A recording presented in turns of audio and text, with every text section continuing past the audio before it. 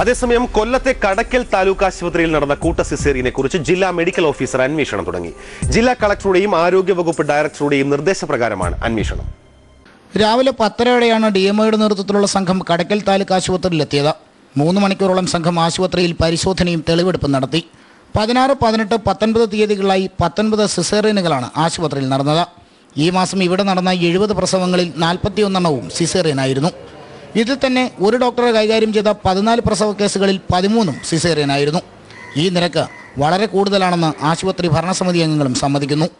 ഒരു ഡോക്ടറുടെ സമീപനത്തിൽ ഏതാണ്ട് 14 ഓപ്പറേഷൻ നടന്നതിൽ 14 പ്രസവത്തിൽ 13 സിസേറിയനായി എന്നുള്ളൊരു പരാതിയുണ്ട്. വളരെ ഗൗരവമായി തന്നെ അതിൻ്റെ മേലധികാരികളെ അറിയിപ്പിച്ച് അതിനാവശ്യമായിട്ടുള്ള ക്രമീകരണം ഉണ്ടാകും.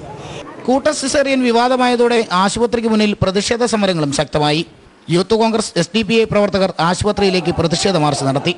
കൊല്ലത്ത് KSU യൂത്ത് കോൺഗ്രസ് പ്രവർത്തകർ DMO ഓഫീസ് ഉപരോധിച്ചു. കുറ്റക്കാർക്കെതിരെ നടപടിയുണ്ടായില്ലെങ്കിൽ സമരം ശക്തമാക്കുമെന്നാണ് പ്രതിഷേധക്കാരുടെ നിലപാട്. ഏഷ്യാനെറ്റ് ന്യൂസ്, കൊല്ലം.